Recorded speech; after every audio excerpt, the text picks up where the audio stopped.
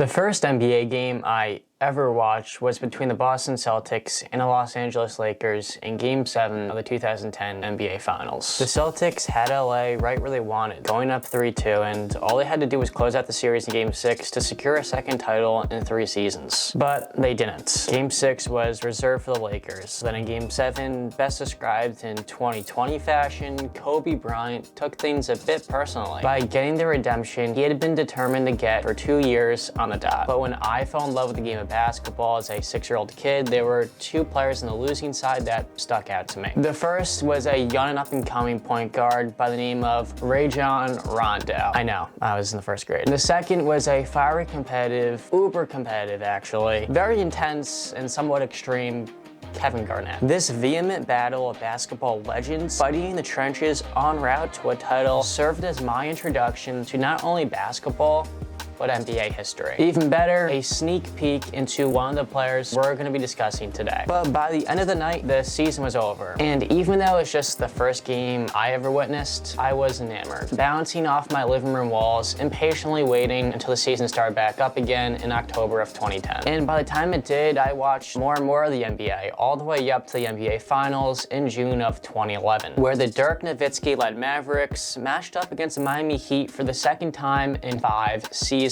This time, however, was not the battle of D-Wade versus Dirk Nowitzki. In theory, this was the little engine that could versus Thomas the Tank engine. But somehow, some way, the Miami Heat tumbled, and the Mavericks took advantage by sealing the series shut in Game 6 to deliver Dallas its first NBA title. Now, did Dirk Nowitzki play a perfectly clean, very sound series of basketball? No. But like Kobe in 2010, the headlines of the comeback upset of Dirk and the Mavs and the ultimate pitfall of LeBron and the Miami Heat. This series, however, made today's video possible, because without it, we would not be having this discussion. And this is what makes this such a challenging debate. In my eyes, we're about to compare the 2 most underappreciated legends of all time. The legacies these 2 leave behind will forever be connected to one another. For over a decade, the 2 reinvented what being a power forward in the NBA meant, helping turn the 2000s into power forward galore. Sure, there are many others, but these 2, we had never seen anything like it. A 7-foot marksman who could not only take any defender off the dribble, but had the ability to manipulate defenders with a series of jabs and up fakes to get to the foul line at will. In the early 2000s, that was otherworldly, and even now it still is. And despite Nowitzki being a 7-footer, he was elite from the charity stripe. Pretty incredible company for a big guy.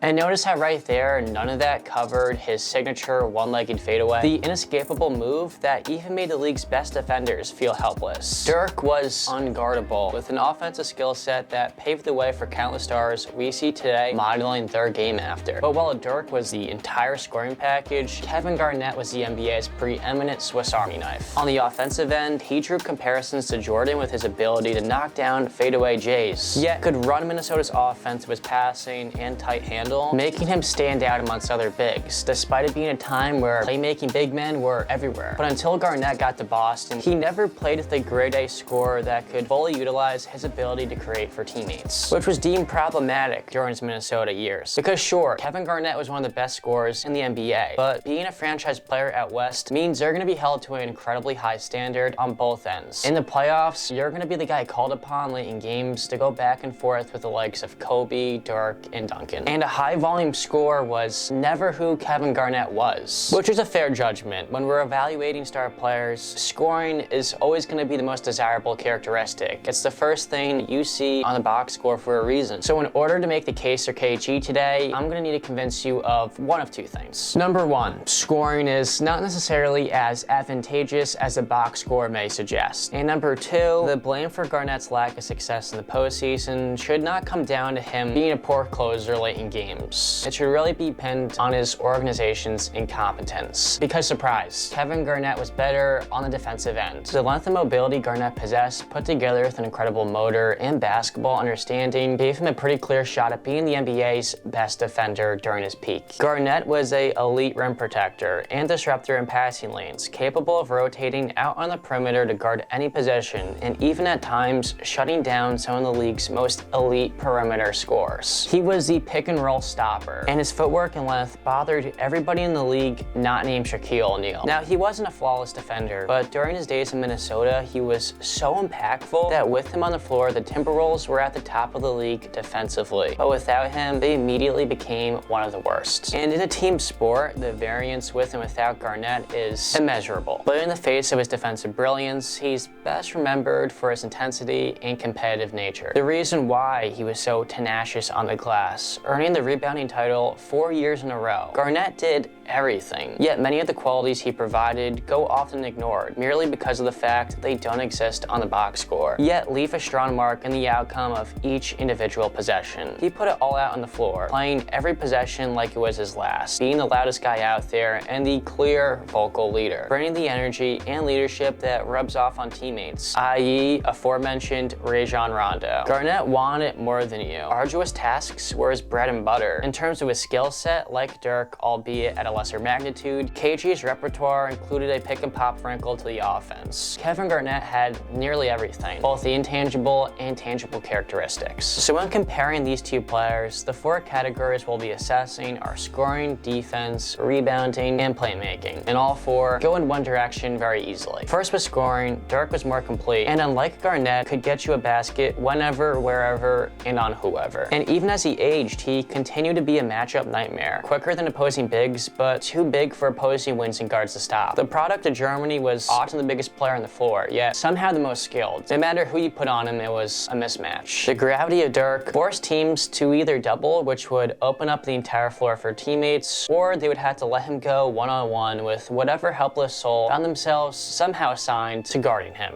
Which, good luck. Meanwhile, for Garnett, he scored in a variety of ways, being both efficient around the rim and elite as well from mid-range. Also making do inside with putbacks, but while he was a good scorer, he was certainly not a great one. For great scorers like Dirk or Shaq, like I mentioned, they had that X factor to them, something that could let them take over the game at will. Dirk, that was his bread and butter. There was no answer for it down the stretch. The other very clear winner for a specific category is defense. Going a little bit further, Garnett was very good on the defensive ends, being in the positions to both protect the paint and also rotate out on the perimeter to give guards some trouble. And switching for him was no problem. But when looking at Dirk, he was well known early in his career for being a poor defender, and he never had the makeup of being a defensive player of the year like Garnett. And later on in his prime, when his body started to kind of pack it up, he lost more of that lateral quickness and had a tendency to just stick to his defensive assignments without giving much help defense to teammates. However, Dallas did an incredible job supplementing that. They built a defensive system which made his defensive shortcomings less important, particularly in terms of protecting the cup. Then they surrounded him with good defenders who could do what Dirk couldn't do defensively, allowing him to match up on lesser offensive players. Therefore, you didn't see much of his defensive deficiencies when he was out there on the floor. So on the defensive end, the variance between the two is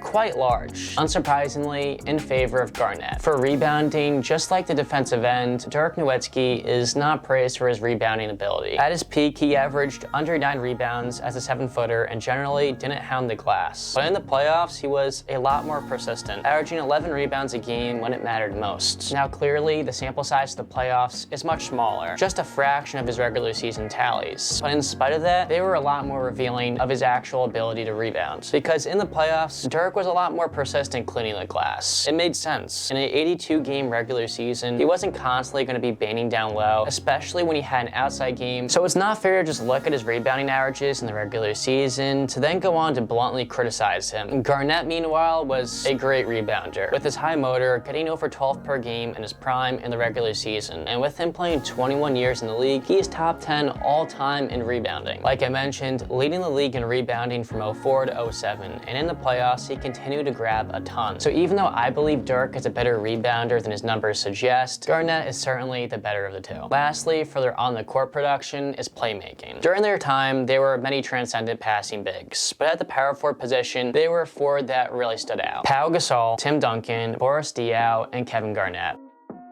But Garnett in particular wasn't just a good passer, he was a great playmaker, which was what made him stand out from the rest of the bigs while he was in Minnesota. He could handle, had a strong vision, and he was good enough to even play point guard at times in Minnesota, which just indicates how good the teams around Kevin Garnett were. But in his usual spots in the half court, he was great delivering passes at the post to teammates cutting, understanding exactly where they were on the floor at all times. Now for Dirk, if you're looking purely at his assist totals, you'll believe he was a below average playmaker, which is not true. The gravity his shooting brought opened the floor for teammates, and when he went to work offensively around the high block, he found himself mismatches, and opposing defenses could do, like I mentioned, one of two things. Let him go one-on-one or double team him. And if you double teamed him, one of his teammates was wide open, and Dirk knew when to dump off a pass to a teammate on the low block or Jason Terry out on the perimeter. Altogether, his magnitude creating opportunities for teammates is a form of playmaking, and even during his early years, the guy could move, and he could take it coast to coast. So like rebounding, Dirk is certainly a lot better than people give him credit for, but Garnett is also going to take this one rather easily. Lastly, when we look at their accomplishments, their careers were pretty similar. Both played in 21 seasons, each making the finals twice, appearing against the same exact teams, going 1-1. And on top of that, they were both voted for the most valuable player award, with Garnett gaining it in 2004 and Nowitzki gaining it in 2007. But in order to get a ring and an MVP, each of them had to overcome a ton of adversity. And after looking at their entire careers, it's very obvious Kevin Garnett was the more complete player of the two. Dirk was a player with more deficiencies, but he was certainly the more dominant. When it came to the offensive end, there was nothing you could do to stop him other than him having a bad night. And Kevin Garnett never offered the volume scoring a team needs for late game resiliency. And in all, Kevin Garnett needed a co-star that could score at a good clip in order to make the finals. But at the same time, didn't every other great fail to win a championship when without assistance of another great player? That's the rule, but not the exception. 2 times in NBA history, a team won a championship while having just one star player. Hakeem and the Rockets in '94, and Dirk Nowitzki in 2011. Unlike Garnett, Dirk had the feature that's required to lead a team to a championship victory. But again, his limitations were much more serious on the defensive end, which required his organization to put together the other pieces of the puzzle to make it all work. So the Mavericks traded for one of the league's best defensive centers in Tyson Chandler to put alongside Dirk Nowitzki in the front court. And on top of that, they also acquired Jason Kidd, Shawn Marion, and Deshaun Stevenson to hold it down out on the perimeter. Those 4 guys, along with the rest of the Mavs cast, played an integral part in the Mavericks championship. But what about Garnett's blemishes regarding his volume scoring? All he needed was the Timberwolves adding another shot maker. Minnesota, however, failed to do that. So the real question is, if Nowitzki played his prime for a substandard organization like KG did, who, unlike Dallas, would have failed in adding the surrounding pieces to lessen Dirk's responsibility, covering his biggest inability, would Dirk have actually won a championship? Because if you put Garnett in a competent place like Dallas, who have a front office capable of providing just one deadly shot maker, I believe we would be having a different conversation. And by no means am I trying to take away Dirk's finals run, because that was remarkable. But again, that is really the crux of Dirk's debate. And is that fair? Because the 2 players experienced opposite circumstances. And in my mind, the fate of this discussion should not rely on the fact Dirk did what Garnett couldn't. Garnett was never equipped with a proper supporting cast that could really help him with what he struggled with most, while Dirk had exactly that. So should Dirk being able to carry a team to the championship be factored in this debate? Of course. However, it should be to a degree. How sizable the degree, however, is what I'm afraid makes or breaks the case of Dirk Nowitzki